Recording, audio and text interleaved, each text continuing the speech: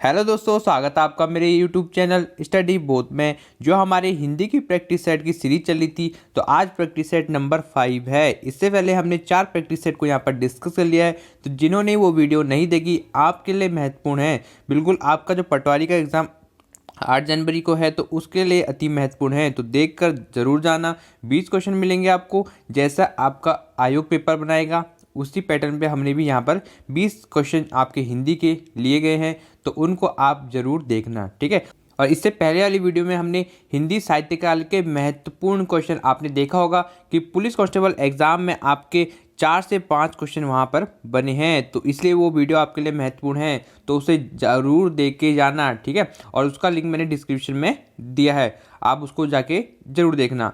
तो इस वीडियो में आपको 20 प्लस क्वेश्चन देखने को मिलेंगे, तो वीडियो को बिल्कुल एंड तक देखना और बिल्कुल भी स्किप मत करना। अगर आप वीडियो को स्किप करते हो तो उससे जितने भी फैक्ट निकलते हैं आप उसको मिस कर दोगे। ये जो सारे प्रश्न हैं वो परीक्षा में आ चुके हैं कई बार, और इससे जो फैक्ट बनेंगे वो भी मैं आपको बताऊंगा। तो आपके लिए महत्वपूर्ण है, वीडियो को लास्ट तक जरूर देखना। तो दोस्तों, सबसे पहले आज का क्वेश्चन है कि कौन वर्ण घोष नहीं है, ठीक है। और आप अपना कमेंट में जल्दी से उत्तर बता सकते हैं। जितने आपको इसमें से प्रश्न आ रहे हैं, अपना स्कोर भी लास्ट में जरूर बताना कि 20 में से आपका स्कोर कितना रहा। दोस्तों, इससे आपको पता चलेगा कि आपकी तैयारी कितनी हो रही है, क्योंकि 20 प्रश्न जो है आपके पेपर में आने हैं और उसमें से आपको अच्छा स्कोर करना है। मतलब आपको कम से कम 17 से 18 नंबर तो वहाँ पर लाने हैं। अगर आपका इतना स्कोर आता है हिंदी में, तो आपके सिलेक्शन होने के चांस बहुत ज़्यादा बढ़ जाते हैं। तो इसलिए वीडियो को ध्यान से देखना। तो पहला क्वेश्चन है, कौन वर्ण घोष नहीं है, ठीक है। आपने पढ़ा होगा अघोष, घोष और अल्पप्राण, महाप्राण, ये सारे पढ़े होंगे। तो इसमें पूछ रहा है आपके कौन सा वर्ण घोष नहीं है। तो क्वेश्चन को थोड़ा सा ध्यान से भी पढ़ लेना। तो आपका ऑप्शन है आपके र, तो, शौ या डॉ है, ठीक है। तो इसका जल्दी से आप उत्तर बताओ, जिसको इसका सही उत्तर पता है। तो दोस्तों, जो घोष होते हैं ना, घोष में हमको किसको काउंट करते हैं, उसमें करते हैं हम तीसरे, चौथा और पांचवा। मतलब हर वर्ग का तीसरा होगा, चौथा होगा और पांचवा होगा, ठीक है। उसको हम किस में लेंगे, आपका घोष में लेंगे। और इसमें आपको यो, र, ल, व, ठीक है। यो, र और ल और वो, ठीक है। और साथ में हौ भी देखने को मिलता है, तो इनको भी इसमें काउंट किया जाता है, ठीक है। और आपके जो द्विगुण व्यंजन होता है ना, वो भी इसी में होता है कि डॉ और ढौ, ठीक है। ये जो होते हैं ये भी क्या होते हैं, इसी में होते हैं। तो इसमें आपको दिख रहा होगा कि जो आपका तौ है, ठीक है, ये तौ जो है ये पहला अक्षर है वर्ग का, ये पहला अक्षर होता है। तो यहाँ पर ये क्या है, आपका घोष नहीं है, ठीक है। घोष और सघोष आपने अच्छे से पढ़ लिए होंगे, इसलिए यहाँ पर ज़्यादा डिस्कस नहीं करेंगे। तो तौ इसका सही आंसर हो जाएगा। दोस्तों, डॉ भी आता है, मैंने बताया था आपको। रॉ मैंने क्या बताया था आपको कि यो, रॉ, लॉ, वो भी किस में आता है, घोष में आता है, ठीक है। और सौ भी किस में आता है, वो भी आपका घोष में आता है। तो इसका जो है पहला आंसर बिल्कुल सही बैठेगा। नेक्स्ट आपका, किन ध्वनियों को अनुस्वार कहा जाता है। मोस्ट इंपोर्टेंट है, बिल्कुल स्टार लगा लेना, ठीक है। ऐसा प्रश्न यूकेपीएससी जरूर देगा कि किन ध्वनियों को अनुस्वार कहा जाता है, ठीक है। अनुस्वार किसे कहते हैं, आपने पढ़ा तो होगा कि अंक और अह, ठीक है, ये पढ़ा होगा। अंक और अह जो होते हैं वो अनुस्वार होते हैं, पर किन ध्वनि को कहा जाता है उसकी डेफिनेशन भी पूछा जा सकता है। तो मैं आपको बहुत आसान तरीके से इसको बताऊंगा, बिल्कुल इसे ध्यान से देखना, ठीक है। अंक और अह जो होता है आपके नासिक्य होते हैं, ध्वनियाँ होती हैं जिनको हम अनुस्वार कहते हैं, ठीक है। तो ये ध्यान रखना। तो दोस्तों, पहला आपका जो ऑप्शन है वो है स्वर के बाद आने वाली नासिक ध्वनियाँ, तो बिल्कुल सही है ये, ठीक है। तो स्वर के बाद आने वाली नासिक ध्वनियाँ होती है ना, उसे हम क्या बोलते हैं, अनुस्वार बोलते हैं। आपने देखा होगा जो आपके स्वर होते हैं सबसे लास्ट में आते हैं, अंक और अह आते हैं ना, आपने देखा होगा। तो अंक और अह सबसे लास्ट में आते हैं, तो इन्हें क्या कहते हैं हम, अनुस्वार कहते हैं, नासिक्य ध्वनि होती है, ठीक है। तो ऑप्शन ए बिल्कुल यहाँ पर सही बैठ जाएगा। इसको अच्छे से पढ़ लेना, रट लेना, बिल्कुल स्वर के बाद आने वाली नासिक्य ध्वनियाँ। दोस्तों, आपके जो एग्जाम है ना, बिल्कुल 7 दिन अब यहाँ पर शेष बचे हैं। तो आपको जो है अब अपना रिवीजन करना है और प्रैक्टिस सेट जरूर लगाएं, क्योंकि इससे आपका जो है ना फुल रिवीजन होगा, 4 चांद लग जाएंगे। तो दोस्तों, याद रखना। और अगर आप पहली बार हमारी वीडियो देख रहे हैं तो वीडियो को लाइक करें और चैनल को सब्सक्राइब जरूर करें, क्योंकि ऐसे ही प्रैक्टिस सेट आपको मिलते रहेंगे। और जो पुलिस कांस्टेबल का जिनका एग्जाम था, तो वो अपनी तैयारी फर्ज गार्ड की जरूर करें, और ये प्रैक्टिस सेट आपके लिए महत्वपूर्ण है। नेक्स्ट क्वेश्चन है आपका, 5 बिंदु चिन्ह की पहचान करें, ठीक है। 5 बिंदु चिन्ह कौन सा है भाई, जल्दी से इसका सही बताओ उत्तर कि 5 बिंदु चिन्ह कौन सा है, ठीक है। इसमें से दोस्तों इसका सही उत्तर है आपका ऑप्शन डी, बिल्कुल सही करके आना अगर एग्जाम में आएगा, ठीक है। 5 बिंदु किसे कहते हैं, क्योंकि जो जितने भी विराम चिन्ह है ना, आपने तो सारे पढ़ लिए होंगे, अल्प विराम, आपके जो पूर्ण विराम, ये सब ईजी है। बाकी आपके जो क्वेश्चन है इस प्रकार से भी पूछा जा सकता है कि 5 बिंदु का चिन्ह कौन सा है, तो ये ऐसा चिन्ह बनता है उसका, ठीक है। बिल्कुल डी बिल्कुल सही उत्तर है। तो इसको आप ध्यान से देखना। और ये प्रैक्टिस सेट की सीरीज आपके लिए कितनी महत्वपूर्ण है तो कमेंट बॉक्स में ज़रूर बताएं। अगर आपको टॉपिक वाइज प्रैक्टिस सेट चाहिए हिंदी के तो कमेंट में ज़रूर बता सकते हैं। नेक्स्ट है आपका असुरक्षित शब्द में कौन सा उपसर्ग है। बिल्कुल इंपॉर्टेंट है, मोस्ट इंपॉर्टेंट। जल्दी से इसका सही उत्तर बताओ। 90% जो होते हैं इसमें गलत करेंगे कि असुरक्षित शब्द में कौन सा उपसर्ग है। इसलिए ये प्रश्न आपके लिए मैंने रखा है क्योंकि ये जो है काफ़ी इंपॉर्टेंट है और एग्जाम में कई बार आ चुका है और बच्चे इसमें कंफ्यूज होते हैं। जिसमें आप कंफ्यूज होगे तो उसमें आपको बिल्कुल उसका अच्छे से सॉल्यूशन यहाँ पर स्टडी बोर्ड दिलाएगा। तो दोस्तों असुरक्षित में कौन सा उपसर्ग है तो पहले इसको ध्यान से देखो, ठीक है। इसका आप उत्तर जल्दी से कमेंट में बता सकते हैं जिसको इसका सही उत्तर पता है। तो ऑप्शन है आपके अ है कि भाई सु है या अ प्लस सु है या डी। यहाँ पर डी ऑप्शन नहीं है तो पर आप इसको ध्यान से देखो, ठीक है। तो इसका सही उत्तर है आपका अ प्लस सु। इसे बिल्कुल नोट करना, ठीक है। यहाँ पर आप अ मत कर देना, ठीक है। अ मत कर देना, अ आपका गलत यहाँ पर हो जाएगा क्योंकि इसमें अ भी उपसर्ग है और सु भी उपसर्ग है, दोनों ही इसमें उपसर्ग आते हैं। तो इसको हम दोनों को लेंगे, ठीक है, अ प्लस सु। तो इसे बिल्कुल नोट कर लेना, ठीक है। असुरक्षित, इसको ऐसे ध्यान से देखना। इसका उत्तर आप अ लगा दोगे, ठीक है। बहुत सारे बच्चे इसका उत्तर जो है अ लगा देंगे तो वहीं पर आप गलती करोगे। बिल्कुल मैंने कहा था ना 90% बच्चे इसी में गलत कर देंगे, ठीक है। तो अ प्लस सु बिल्कुल ध्यान रखना। आज आपने ये क्वेश्चन देख लिया है तो बिल्कुल इसे नोट कर लेना, छाप लेना अपनी कॉपी में। नेक्स्ट है आपका बाप का संबंधवाचक संज्ञा रूप होगा। ये बिल्कुल इंपॉर्टेंट है, जल्दी से भाई इसका उत्तर बताओ कि बाप का संबंधवाचक संज्ञा रूप होगा। आप देख सकते हो ये जो है परीक्षा में बन चुका है, ठीक है। ये सारे परीक्षा में बन चुके हैं तो ये आपको नोट करने हैं बिल्कुल कि बाप का संबंधवाचक रूप क्या होगा, ठीक है। ऑप्शन आपके बापा, बापति, बापोता या बापोती। इसका संबंधवाचक संज्ञा क्या होगी, ठीक है। तो इसका होगा आपका बापोती। बिल्कुल नोट कर लेना, बाप का संबंधवाचक संज्ञा क्या होता है आपका बापोती होता है। ऑप्शन डी बिल्कुल सही है। कैसे लिखा है वो भी इसको अच्छे से देख लो। नेक्स्ट क्वेश्चन है आपका निम्न में से कौन सा शब्द पुल्लिंग है। बहुत अच्छा क्वेश्चन है, बिल्कुल इसे नोट कर लेना। पुल्लिंग और स्त्रीलिंग में आप बिल्कुल कंफ्यूज होते हो तो ध्यान से इसको देखना, ठीक है। यही प्रश्न आपका एग्जाम में बिल्कुल छप जाएगा। आयोग भी उन्हीं प्रश्नों को देता है जो परीक्षा में आ चुके हैं, वो आपके लिए कोई नया प्रश्न नहीं बनाता है। तो इसलिए ये प्रैक्टिस सेट की सीरीज आपके लिए महत्वपूर्ण हो जाती है। तो बिल्कुल भी इसे स्किप ना करें, अपने दोस्तों के साथ वीडियो को जरूर शेयर करें। तो यहाँ पर आपको बताना है कि कौन सा शब्द पुल्लिंग है, इनमें से कौन सा शब्द पुल्लिंग है। ऑप्शन है आशा है, कष्ट है, क्षमा है या सेना है। तो इसका सही उत्तर है आपका कष्ट। कष्ट जो है यहाँ पर क्या आपका वो आपका पुल्लिंग शब्द है। क्या है आपका पुल्लिंग शब्द है, कौन कष्ट है, ठीक है। नेक्स्ट है आपका निम्न में से कौन सा स्त्रीलिंग है। आपको बताना है कि स्त्रीलिंग कौन सा है। बिल्कुल देख सकते हो आपकी एग्जाम में छपा हुआ प्रश्न है, बिल्कुल नोट कर लेना। तो स्त्रीलिंग कौन सा है इसमें से, तो इसमें से स्त्रीलिंग हो जाएगा आपका आय, ठीक है। आय जो है बिल्कुल यहाँ पर स्त्रीलिंग है। मैंने क्या बताया था आपको कि स्त्रीलिंग और पुल्लिंग कैसे आपको देखना है, वो आपको वाक्य प्रयोग करके देखना है। मैंने अपनी वीडियो में कई बार ये बता रखा है तो आप इसे जाके कर सकते हैं। नेक्स्ट है आपका इसका ऋषि की गाय बहुत दूध देती है, वाक्य में रेखांकित किस विशेषण का उदाहरण है। बिल्कुल अच्छा क्वेश्चन है, अच्छे लेवल का, ठीक है। यहाँ पर देखो 80% बच्चे यहीं पर लुढ़क जाएंगे। ये ध्यान देना कि ऋषि की गाय बहुत दूध देती है, इसलिए ये प्रश्न आपके लिए रखा है। तो ऋषि की गाय बहुत दूध देती है, रेखांकित शब्द किस विशेषण का उदाहरण है। आपने पढ़ा होगा विशेषण जो संज्ञा और सर्वनाम की विशेषता बताते हैं। तो यहाँ पर आपको दिखाना है कि जो बहुत है ना, इसमें कौन सा विशेषण लगा हुआ है बहुत में। तो ऋषि की गाय बहुत दूध देती है। ऑप्शन है आपके गुणवाचक है भाई कि संख्यावाचक है, सार्वनामिक है या परिणाम बोधक है। तो इसका जल्दी से आप सही उत्तर कमेंट में बता सकते हो। तो इसका सही उत्तर आपका वो है परिमाण बोधक। क्या है, परिमाण बोधक है। संख्यावाचक मत कर देना, बिल्कुल लुढ़क जाओगे यहीं पर, यूकेपीएससी वहीं पर आपका 1 नंबर काट देगा। क्या होगा आपका परिमाण बोधक होगा, ठीक है, परिमाण बोधक होगा। क्यों, क्योंकि यहाँ पर देखो ऋषि की गाय बहुत दूध देती है। क्या देती है वो, बहुत दूध देती है। तो दूध जो है यहाँ पर किसका चल रहा है, यहाँ पर एक परिमाण नाप तोल का बात चल रहा है ना, कम देती है दूध या ज़्यादा दूध देती है। तो ये जो क्या चल रहा है एक नाप तोल की बात चल रही है। तो ये कौन सा होगा, परिमाण बोधक होगा, संख्या नहीं होगा, ठीक है। संख्यावाचक से मत कर देना, यही कंफ्यूज करता है। तो इसलिए इसको ध्यान से देखो। नेक्स्ट क्वेश्चन है आपका यहाँ पर सीता सखियों सहित पुष्प वाटिका गई, वाक्य में रेखांकित अव्यय प्रयोग निम्नलिखित में से किस भेद का उदाहरण है।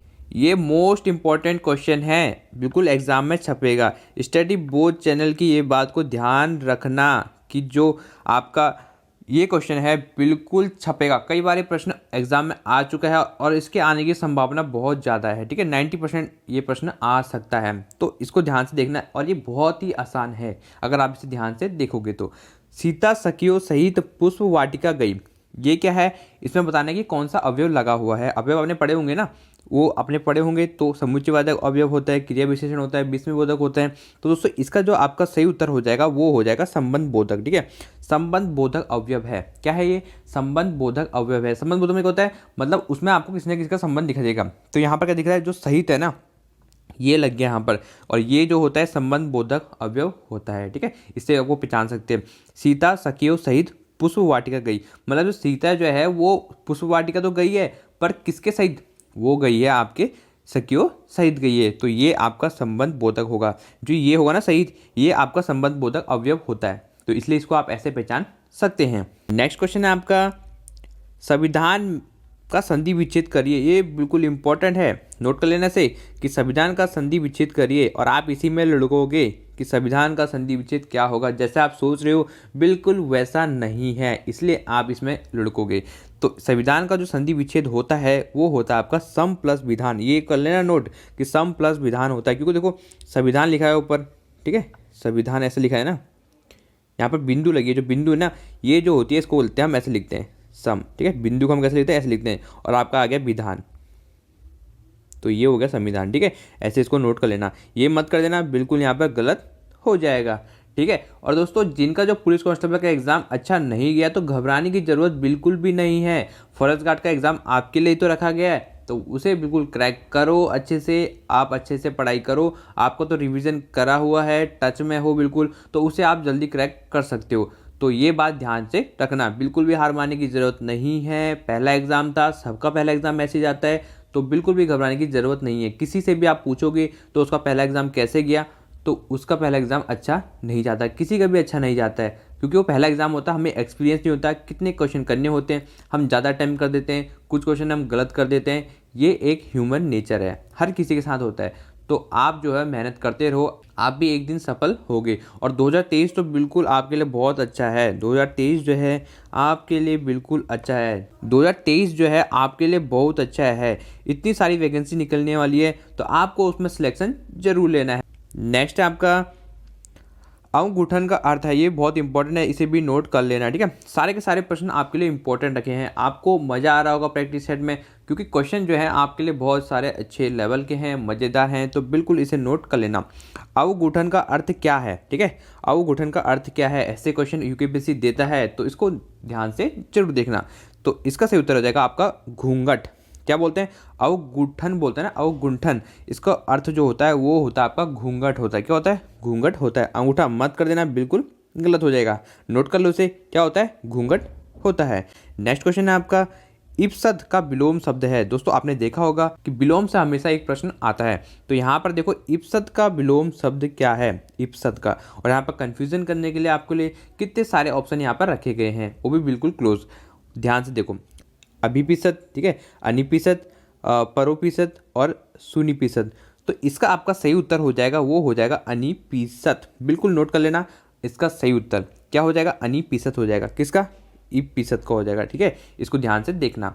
और मैंने आपसे क्या बोला है कि आपको जिसका उत्तर आता है आप कमेंट में बता सकते हैं, मेरे आंसर से आप पहले बता सकते हैं। तो इससे क्या होगा, आपका रिवीजन होगा, आपको वो चीज़ जल्दी से याद आएगी, और आप को बार बार इस तरीके से याद आने से आप पेपर तक आपको याद रहेगा, तो ध्यान देना। नेक्स्ट क्वेश्चन है, मृगेंद्र का पर्यायवाची क्या होता है। ये बिल्कुल इंपॉर्टेंट है, छपा हुआ क्वेश्चन है एग्जाम में, और आपके ये प्रश्न जो है वीडियो में भी आया था, ये ध्यान देना। तो मृगेंद्र का पर्यायवाची जो होता है वो होता है आपका केसरी, ऑप्शन भी बिल्कुल सही हो जाएगा। मृगेंद्र जो है आप इसको हिरन मत कर देना, क्योंकि बहुत सारे बच्चे इसको हिरन का पर्यायवाची समझते हैं, पर ये हिरन का पर्यायवाची नहीं होता, ये होता है आपका शेर का पर्यायवाची। ये सारे शेर का पर्यायवाची होते हैं। ठीक है, जो केसरी होता है, मृगेंद्र होता है, ये सारे आपके किसके पर्यायवाची होते हैं, शेर के पर्यायवाची होते हैं, ये ध्यान देना। नेक्स्ट है, षट पद का पर्यायवाची शब्द है। ये जो क्वेश्चन है ना, ये मुझे बहुत इंपॉर्टेंट लगा, क्योंकि इसमें जो है बहुत सारे बच्चे इसमें कंफ्यूज होंगे, तो इसको बिल्कुल यहीं पर नोट कर लेना, और आपको ये दिमाग में बिल्कुल यहीं पर छप जाना चाहिए, क्योंकि इतना टाइम नहीं है कि आप नोट करोगे फिर उसको याद करोगे, तो यहीं से बिल्कुल दिमाग में छाप लो, और जो प्रश्न आपको नहीं आता ना उसका स्क्रीनशॉट भी आप ले सकते हो। तो यहाँ पर आपको दिख रहा है कि षट पद का पर्यायवाची शब्द क्या होगा, षटपद। तो षटपद का अर्थ क्या होता है, मैंने आपको क्या बताया था कि अगर विलोम और प्रवेशी आपको करने हैं तो सबसे पहले क्या करो, उनका अर्थ जान लो।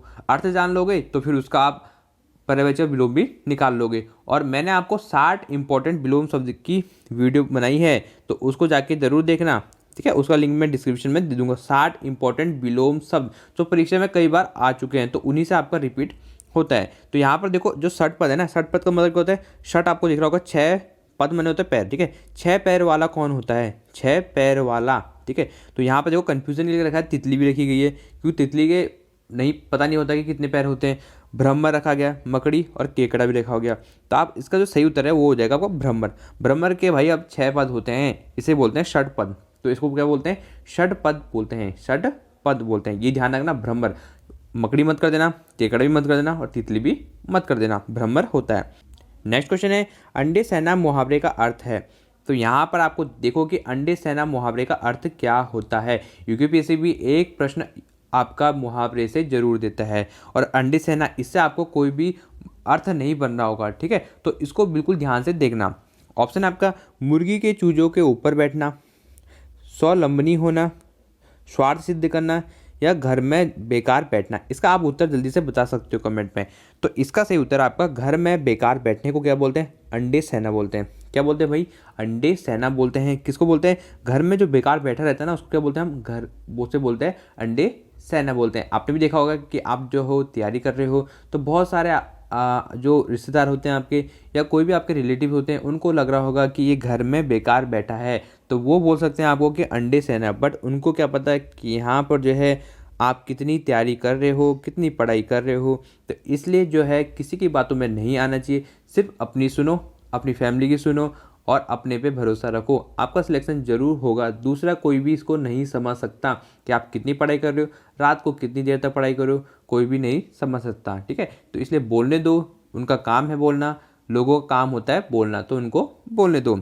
नेक्स्ट है आपका, गधा का तत्सम रूप क्या है। गधा का तत्सम रूप यहाँ पर क्या होता है, ये काफ़ी इंपॉर्टेंट है और ये परीक्षा में जरूर आएगा, बिल्कुल नोट कर लेना से गधा का तत्सम रूप क्या होता है, क्योंकि इसमें बच्चे कन्फ्यूजन होते हैं। क्योंकि देखो सारे क्लोज ऑप्शन है, एक गर्दभ लिखा है, गर्दभ इस तरीके से लिखा गया है, तो इसको नोट कर लेना, जो गधा का तत्सम रूप क्या होता है, ठीक है। गधा जो है, सबसे पहले ये ध्यान रखना कि ये जो है एक तद्भव रूप है, और इसका तत्सम जो होता है वो होता है गर्दभ। क्या होता है आपका, गर्दभ होता है, गर्दभ। इसको मत कर देना, ऑप्शन भी बिल्कुल गलत हो जाएगा। इसमें देखो मात्रा कैसे लगी है और इसमें मात्रा कैसे लगी है, ये नोट कर लेना, एक एग्जाम में आएगा। नेक्स्ट क्वेश्चन है आपके, निम्नलिखित शब्दों में से शुद्ध शब्द है। ये बहुत इंपॉर्टेंट है और ये कई बार आपने एग्जाम में देखा होगा। तो इसका आप जल्दी से सही उत्तर बताओ कि शुद्ध शब्द इसमें से कौन सा आपको लग रहा है। तो ऑप्शन बी बिल्कुल यहाँ पर सही हो जाएगा। आपने देखा होगा जीजी विषा बोलते हैं, क्या बोलते हैं, जीजी विषा बोलते हैं। जीजी विषा का अर्थ क्या होता है, वो होता है जीने की चाह रखने वाला, मतलब जो जीने की चाह रखता है ना, उसे क्या बोलते हैं हम, जीजी विषा बोलते हैं, जीजी विषा बोलते हैं। देख लो किस तरीके से लिखा हुआ है, यहाँ पर पहले छोटी की मात्रा है, फिर जौ में बड़ी की मात्रा है, फिर वो में छोटी की मात्रा है, और फिर शौ षटकोण वाला है, ठीक है। ऐसा आपको कन्फ्यूजन कर सकता है। देखो सारे के सारे यहाँ पर क्लोज ऑप्शन दे रखे हैं, परंतु आपको कौन सा लगाना है, ऑप्शन बी बिल्कुल सही कर लेना, दिमाग में इसे छाप लो। नेक्स्ट क्वेश्चन है आपका, गुरु के समीप रहकर अध्ययन करने वाला के लिए एक शब्द। यहाँ पर मैंने आपके लिए 2 रखे हैं वाक्यांश, क्योंकि मुझे दोनों के दोनों इंपॉर्टेंट लगे, वो काफ़ी इंपॉर्टेंट है और इसमें बच्चे कन्फ्यूजन होते हैं, तो इसलिए मैंने ये दोनों प्रश्न रख दिए हैं। इसमें आपको 20 से ज़्यादा क्वेश्चन देखने को मिलेंगे, क्योंकि कुछ क्वेश्चन इंपॉर्टेंट लग रहे थे मुझे, तो मैंने उनको भी इसमें ऐड कर लिया। ऐसे ही नेक्स्ट प्रैक्टिस सेट में भी आपके लिए महत्वपूर्ण प्रश्न आएंगे। तो गुरु के समीप रहकर अध्ययन करने वाला के लिए एक शब्द क्या होता है, जो गुरु के समीप रहता है, क्योंकि इसका अर्थ ना आप नहीं पहचान पाओगे ऐसे। इसका जो अर्थ है बिल्कुल ध्यान से देखना, जो गुरु के समीप रहकर अध्ययन करने वाला होता है ना, उसे हम क्या कहते हैं। ऑप्शन आपका, शिष्य बोलते हैं भाई, कि आश्रमवासी बोलते हैं, या विद्यार्थी बोलते हैं, या अंतेवासी बोलते हैं। इसमें जो है 90% अभ्यर्थी बिल्कुल गलत करके आएंगे, जिसने अगर नहीं पढ़ा होगा तो, क्योंकि वो इसका अर्थ ऐसे नहीं पहचान सकता। परंतु इसका जो सही उत्तर है वो है आपका अंतेवासी। क्या है आपका, अंतेवासी है। जो गुरु के समीप रहकर अध्ययन करने वाले के लिए क्या बोलते हैं भाई, अंतेवासी बोलते हैं। शिष्य मत कर देना, विद्यार्थी मत कर देना, और आश्रमवासी मत कर देना। आपने देखा होगा जो हॉस्टल में रहते हैं ना बच्चे, उनके लिए भी ये प्रयोग किया जाता है, गुरु के समीप रहते हैं। क्योंकि देखो गुरु के समीप मतलब वो क्या, हॉस्टल में रह रहे हैं। हॉस्टल कहाँ रहता है, जो विद्यालय के आसपास ही होता है, विद्यालय में ही होता है, तो गुरु के समीप रहकर उन्हीं को बोलते हैं, क्या बोलते हैं, अंतेवासी अंत्यवासी बोलते हैं। क्या बोलते हैं आपका? अंत्यवासी बोलते हैं।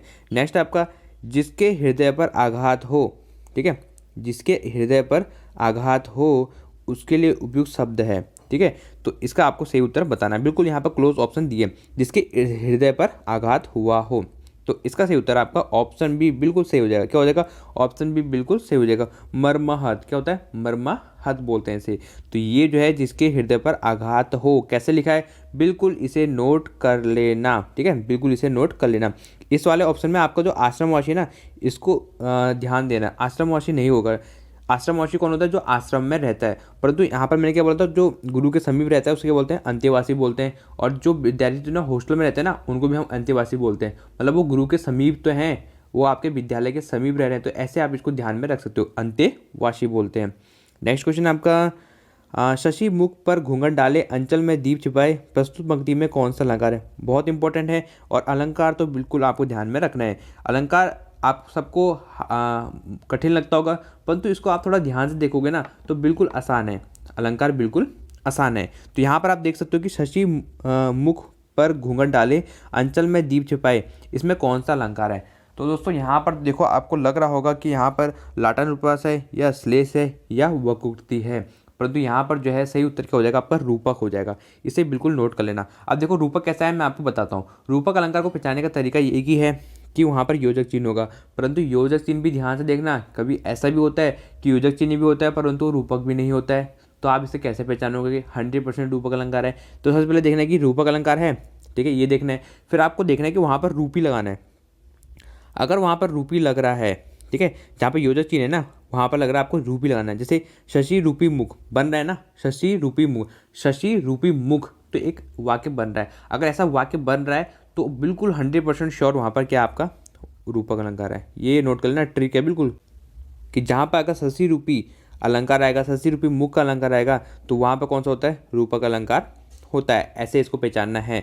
अगर यहाँ पर रूपी का प्रयोग करके नहीं बन रहा है तो वो रूपक अलंकार नहीं है, क्योंकि योजक चिन्ह भी होता है परंतु रूपक अलंकार भी वहाँ पर नहीं बन पाता। तो ये नोट कर लेना, ये इसकी ट्रिक है। शशि रूपी मुख, रूपक को रूपी देख लेना ना, रूपी कैसे पहचानोगे? रूपक रूपी, तो वहाँ पर लगाना है आपको। बन रहा है तो क्या है? रूपक अलंकार है। नेक्स्ट आपका ब्रज भाषा की एक प्रमुख रचना का नाम है, मतलब ब्रज भाषा की एक प्रमुख रचना है। और आप देख सकते हो बिल्कुल उत्तराखंड पुलिस सब इंस्पेक्टर में छपा हुआ क्वेश्चन है, बिल्कुल ध्यान देना। नीचे वाला भी आपका उत्तराखंड पुलिस सब इंस्पेक्टर परीक्षा में छपा हुआ है, जो 2008 में आई थी। तो ब्रज भाषा की एक प्रमुख रचना कौन सी है बतानी है आपको। तो यहाँ पर इसका सही उत्तर हो जाएगा आपका सुरसागर। ये सुरसागर है। क्या है आपका? सुरसागर है। क्या है? ये ब्रज भाषा में है। तो क्वेश्चन ऐसे भी आ सकता है, सुरसागर किसकी है? सूरदास की है, परंतु कौन सी भाषा में है ये नहीं पता होता अभ्यर्थियों को। तो ये जो है आपकी ब्रज भाषा में है। कौन सी भाषा में? ब्रज भाषा में है। नेक्स्ट क्वेश्चन आपका बाल चित्रण में कौन सा कवि श्रेष्ठ है? बिल्कुल ध्यान देना कि बाल चित्रण में कौन सा कवि श्रेष्ठ है। बाल चित्रण किए थे जिसने, तो इसका सही उत्तर हो जाएगा आपका सूरदास जी थे। कौन थे? सूरदास जी जो थे उन्होंने बाल चित्रण किया था। क्या था? बाल चित्रण किया था। मीराबाई मत कर देना और कबीर भी मत कर देना और रसखान भी नहीं होगा। इसका क्या होगा? आपका सूरदास होगा। बिल्कुल ये सही उत्तर है, नोट कर लेना। नेक्स्ट क्वेश्चन है आपका यदि सभी राज्यों को कोई एक सरकारी पत्र भेजा गया हो तो उसे क्या कहते हैं? ये बिल्कुल अच्छे से ध्यान रखना, ये प्रश्न एग्जाम में आएगा, 100% बनने की संभावना है। क्या है आपका? यदि सभी राज्य सरकारों को कोई एक सरकारी पत्र भेजा गया, मतलब सभी को एक साथ भेज रहे हैं। थोड़ा इसको अगर ध्यान से पढ़ोगे ना तो आप बिल्कुल इसे आसानी से कर लोगे। और मैं आपको इसका ईजी ट्रिक बताऊंगा कि आपको कैसे ध्यान रखना है।